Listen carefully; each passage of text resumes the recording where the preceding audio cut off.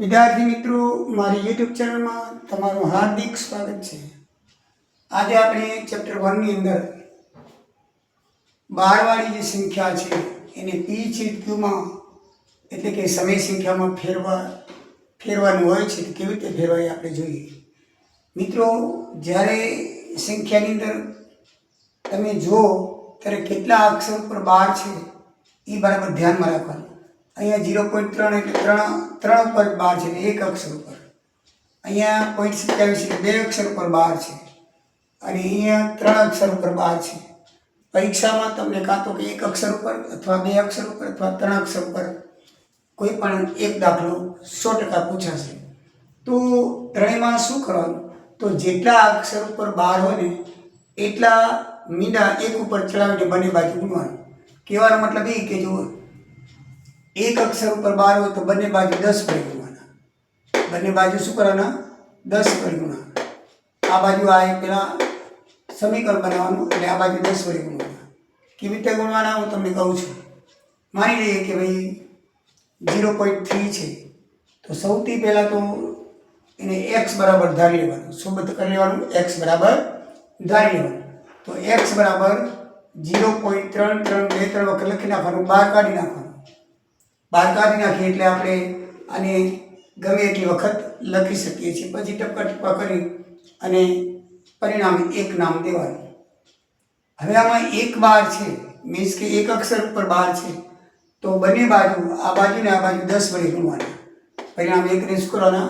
10 વડે ગુણવાના। 10 વડે ગુણશો એટલે પરિણામ 2 આવશે। તો આને 10 વડે ગુણી તો 10x અને આને 10 વડે ગુણી એટલે જેટલા 0 હોય એટલા આંકડા પોઈન્ટ ખસે। એક 0 છે 10 તો એક આંકડો ખસે પોઈન્ટ અહીંયા આવશે 3 પોઈન્ટ। તો 3.333 આપણે જેટલા તકડા લખવા હોય એટલા પાછળની સંખ્યા લખી શકીએ છીએ, બરાબર છે। તો અહીંયા મિત્રો શું કર્યું? બંને બાજુ 10 વડે ગુણ્યા। x ને 10 વડે ગુણ્યા તો 10x આવ્યા। 0.33 ને 10 વડે ગુણ્યા તો 3.333 પછી જે લખો તે લખી શકો। એટલે કહેવાનો મતલબ એ છે કે પોઈન્ટ પછી એક આંકડો ખસવાનો, 10 હોય એટલે, અને 100 હોય તો પોઈન્ટ પછી 2, 1000 હોય તો પોઈન્ટ પછી 3, જેટલા મીંડા હોય ગુણાકાર કરતી વખતે એટલા પોઈન્ટ આગળ ખસવાના। અને કેટલા વડે ગુણવાના કેવી રીતે નક્કી કર્યું? કે જેટલા અક્ષર ઉપર 12 હોય, એક અક્ષર ઉપર 12 હોય તો બંને બાજુ 10 વડે ગુણવાના। બે અક્ષર ઉપર 12 હોય તો બંને બાજુ 100 વડે ગુણવાના। જો બંને બાજુ 100 વડે ગુણવાના। અને 3 અક્ષર ઉપર 12 હોય તો બંને બાજુ, આમાં બે અક્ષર ઉપર છે 3 નથી, બે અક્ષર ઉપર 12 હોય તો બંને બાજુ 100 વડે ગુણવાના, બરાબર છે। તો આપણે આ દાખલો જોઈ લઈએ કેવી રીતે થાય છે। બંને પરિણામ મળે એ 10 એક ધારવાથી મળે અને એક 10 વડે ગુણવાથી મળે કે 100 વડે ગુણવાથી કે 1000 વડે ગુણવાથી મળે। તો ઉદાહરણ નંબર 7 ની અંદર મિત્રો 0.3 ને તમારે p/q માં ફેરવાના છે। તો પહેલા x બરાબર આ જે રકમ છે એમાંથી 12 દૂર કરી અને 3 વખત તમને યોગ લાગે એટલી વખત લખી પરિણામ 1 બનાવો। પછી તમે જોઈ લો કે કેટલા અક્ષર પર 12 છે, એક અક્ષર ઉપર છે અહીંયા, તો બંને બાજુ 10 વડે ગુણી નાખો। આ બાજુ 10 વડે ગુણી 10x અને 10 વડે છે એટલે એક 0 હોય ને એટલા પોઈન્ટ ખસે। તો આ 0.3 છે તો પોઈન્ટ અહીંયા આવશે, 3.33 થશે। એટલે કહેવાનો મતલબ એક પરિણામ બીજું મળશે। હવે બેમાંથી એક પરિણામ બાદ કરવાનું, નીચેનામાંથી ઉપરનું બાદ કરવાનું છે। એટલે નીચેનું પરિણામ પહેલા લખવાનું, ઉપરનું પરિણામ નીચે। હવે બાદ બાકી કરી 10x માંથી 1x જાય તો 9x, 3 માંથી 0 જાય 3, પછી આ બધા શૂન્ય, 3 માંથી શૂન્ય લખવાના નહીં, 3.00 એટલે 3 જ કહેવાય। એટલે 9x બરાબર 3 આવ્યા તો x બરાબર 3/9। આ ગુણાકારનો સંબંધ છે, આ બાજુ ભાગાકાર, છેદ ઉડાડી 3 × 3 = 9, 1/3 થયા। તો જવાબ શું લખવાનો કે 0.3 બરાબર શું આવે? 1/3 સમય સંખ્યા આવે। 0.3 બરાબર શું આવે? 1/2 1/3 આવે, બરાબર છે। એવી રીતે ઉદાહરણ નંબર 8 માં બે આંકડા ઉપર છે આપણે 12, તો આપણે બંને બાજુ શું કરશું? 100 વડે ગુણશું। સૌથી પહેલા આપણે x ધારી, પહેલા x ધારીને પરિણામ 1 બનાવવાનું। તો x બરાબર 1.27 ઉપર 12 છે, 27 બે 3 વખત લખી નાખવાનું એટલે પરિણામ 1 બની જાય। પછી બે અક્ષર ઉપર 12 છે એટલે બંને બાજુ 100 વડે ગુણવાનું। તો આ બાજુ 100 વડે ગુણવાનું, આ બાજુ 100 વડે ગુણી તો આ બાજુ 100 વડે ગુણી એટલે 100x આવે અને આ બાજુ વડે 100 વડે ગુણો એટલે બે આંકડા વધશે. આ પોઈન્ટ એ છે તો 1 ને અહીંયા આવશે 127 થઈ જશે એટલે 127.2727 તમે લખી શકો. એટલે મિત્રો બે પરિણામ થયા તો બે પરિણામમાંથી બીજામાંથી પહેલું બાદ કરો તો બીજું ઉપર લખશું પહેલું નીચે લખશું. તો 100x બરાબર 127.2727 અને પહેલું પરિણામ છે x બરાબર 1.2727. તો 100x માંથી 1x જગ્યા 99x 127 માંથી 1 જાય એટલે 26 આ 27 ઉડી જાય મીન્સ કે 0 થઈ જાય એટલે x બરાબર 126/99 આવે. આ ગુણાકાર છે એટલે કે આ આવશે છેદમાં 9 વડે ભાગાલે 14 9 126 11 9 તો છેદ ઉડાડી તો 14/11 થશે. તો બસ જવાબ આપણો આવી ગયો. તો આ 1.2712 ની p છેદ q ની રકમ 14/11 આવે એ રીતે જવાબ લખી નાખવાનો. મિત્રો ઉદાહરણ નંબર 9 છે. ઉદાહરણ નંબર 9 આપણે જોઈએ તો 0.235 બારને p છેદ q માં ફેરવાનું છે. અહીંયા મિત્રો 35 ઉપર છે તો 35 ઉપર છે તો આપણે પહેલા x ધારી લઈએ તો 0.35 ઉપર રિપીટ થશે 2 નહીં થાય કારણ કે જે અક્ષર ઉપર 12 હોય ને એ જ અક્ષર રિપીટ થાય. જે અક્ષર પર 12 હોય એ રિપીટ થાય નહીં. 12 નિશાની જ રિપીટનું છે બરાબર ને. તો 0.235 રિપીટેશન થશે x બરાબર ધાર્યા. હવે 35 એટલે બે અક્ષર ઉપર 12 છે એટલે 100 વડે ગુણાશે તો x ને 100 વડે ગુણીએ તો 100x આને 100 વડે ગુણીએ તો મિત્રો 23 પછી પોઈન્ટ આવે બે આંકડા ખસે એટલે 23.53 પછી અહીંયા આવશે એટલે 53 જેવું થઈ જશે બરાબર છે. તો બે આપણે કરી નાખ્યું. તો પરિણામ 2 માંથી 1 બાદ કરીએ તો 100x ઉપર લખશું આ અને પહેલું પરિણામ નીચે લખશું. તો આપણે શું કરશું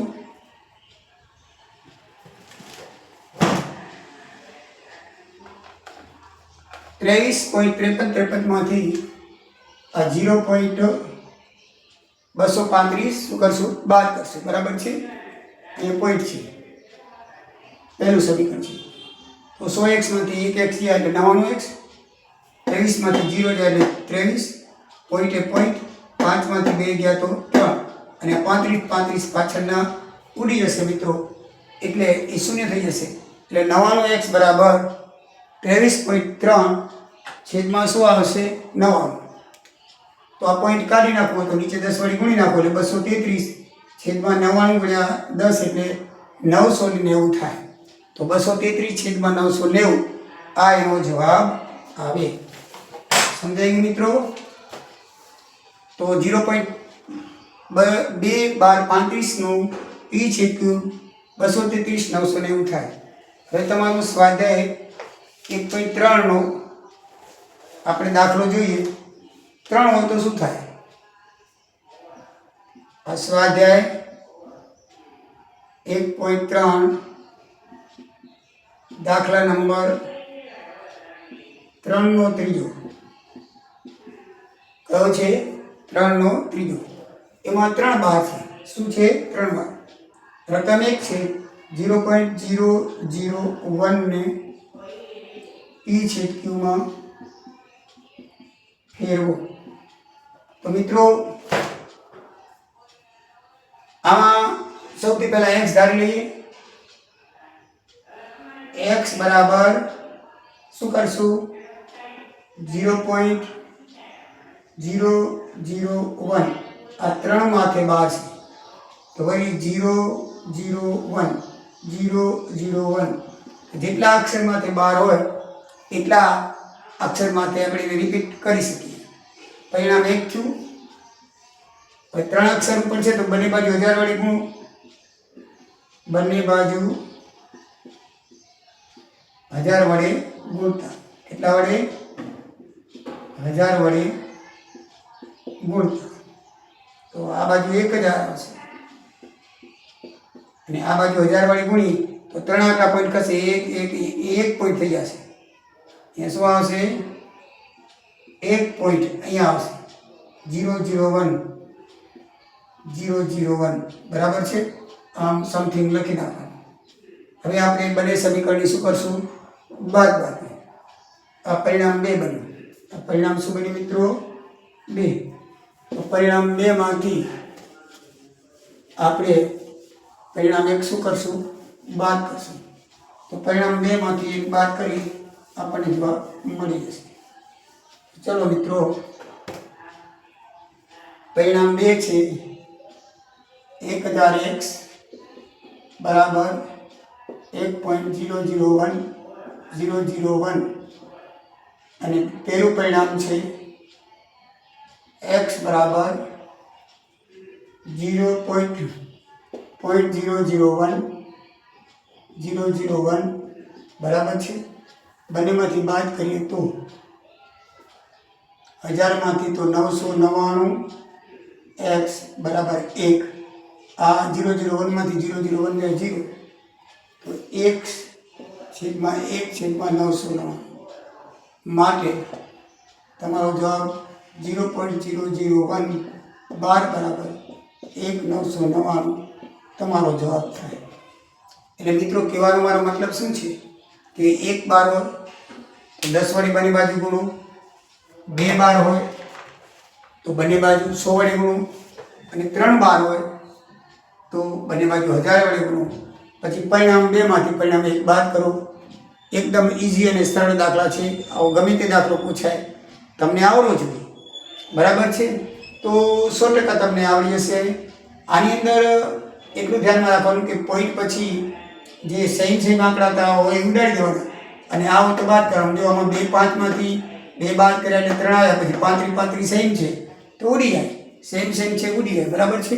હજી આપણે આગળ 2 દાખલા ગણી નાખીએ જેથી તમને વધારે ખ્યાલ આવે. એમાંનો એક દાખલો છે દાખલો નંબર 1, જે આપણે ઉદાહરણ નંબર 7 તેવો છે. દાખલા નંબર 1 છે દાખલા નંબર 3/1. શું છે? 0.6 ને p/q માં ફેરવો. મિત્રો, આ ઉદાહરણ નંબર 7 તેવો છે, બરાબર છે? તો સૌથી પહેલા આપણે શું કરશું? x બરાબર ધાર લેશું 0.666 ગમે એટલી વાર લખી શકીએ, બરાબર છે? હવે એક અક્ષર પર 12 છે એટલે બંને બાજુ 10 વડે ગુણાશે. બંને બાજુ કેટલી વડે ગુણવાનું? 10 વડે ગુણો. બંને બાજુ 10 વડે ગુણી એટલે 10 ગુણ્યા x એટલે 10x. અને અહીંયા 10 વડે ગુણશું ને પોઈન્ટ 1 આગળ થશે. શું થશે? 1 પોઈન્ટ આગળ. એટલે 0.666 તમે ગમે તેટલી વાર લખી શકો.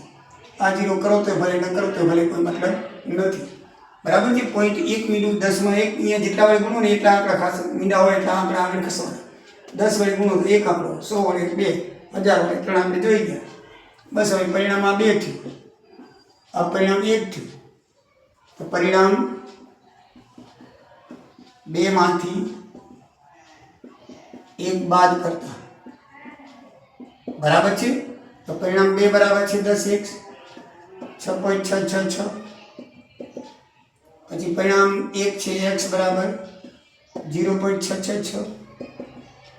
બાદ કરીએ, 10 માંથી 1x જાય 9x, 6 માંથી 0 જાય 6, અને આ બધા 0.66 ઉડી જશે બધું. 6.0 એટલે 6 જ કહેવાય. આંકડા પછી પોઈન્ટ નકામો છે, પોઈન્ટ પછી આંકડા હોય તો જ પોઈન્ટ વાળી સંખ્યા લખવાની. x બરાબર 6/9 આવશે, છેદ 3 વડે ભગાશે, ઉડાડી દો. x બરાબર 2/3 થશે. તો માટે 0.6 એને p/q માં 2/3 કહેવાય. તો એનો જવાબ 2/3 આવશે. કેટલો આવશે? 2/3 આવશે. હવે ચલો એક દાખલો છે મિત્રો આપણે કરી લઈએ. એટલે તમારો 12 વાળો દાખલો છે એ પરીક્ષામાં 100% પૂછાશે, 101%. એટલે 12 વાળા દાખલાની અંદર તમારો એક પણ માર્ક જવો જોઈએ નહીં, બરાબર છે? એ દાખલા તમને આવડી જવા જોઈએ, બરાબર? ક્યારેય પણ એવું ન બનવું જોઈએ કે તમને દાખલો ના આવડતો હોય. મેં બધી પ્રકારના ઉદાહરણના 3 શીખવાડી દીધા દાખલા, અને આના પણ શીખવાડી દીધા. 1 બાર વાળો, 2 બાર વાળો અને 3 બાર વાળો બંને શીખવાડી દીધા.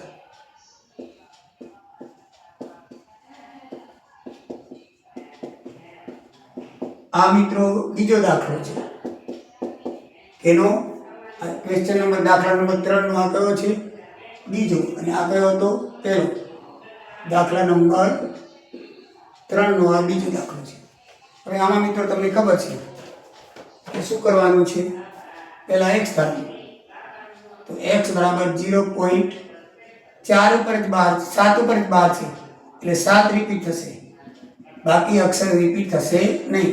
47 ઉપર 12 નથી, ખાલી 7 ઉપર જ છે. બરાબર. હવે બંને બાજુ આપણે 10 વડે ગુણશું. બંને બાજુ 10 વડે ગુણતા તો 10x બરાબર 0. બરાબર 4 એક આંકડો ખસશે એટલે 0.477 આવશે. સમજણ પડી? આ પોઈન્ટ અહીંયા આવશે, એક આંકડો ખસે એટલે 4 પર થઈ જાય. હવે પરિણામ 2 માંથી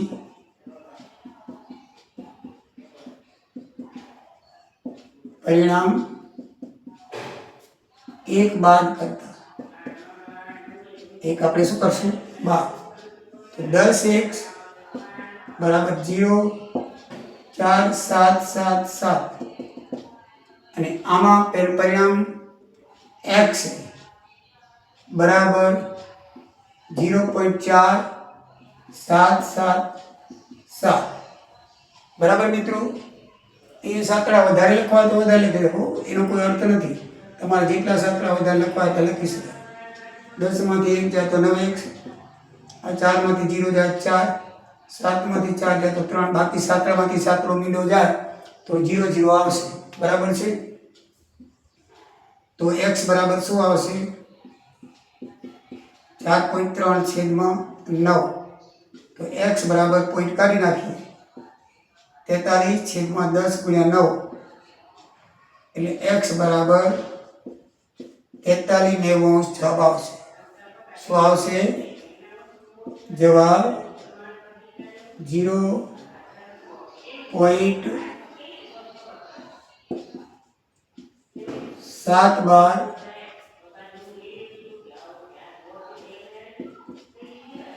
બરાબર 43 જવાબ આવે. તો મિત્રો હવે તમને બરાબર ખ્યાલ આવી ગયો છે.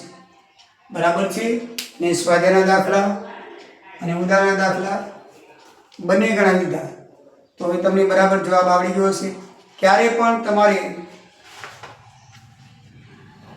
એવું દાખલો ન હોય કે તમને ના આવડતો હોય તો આ દાખલો તમને 101% હવે જરાય તકલીફ પડશે નહીં, તમને આવડી જશે.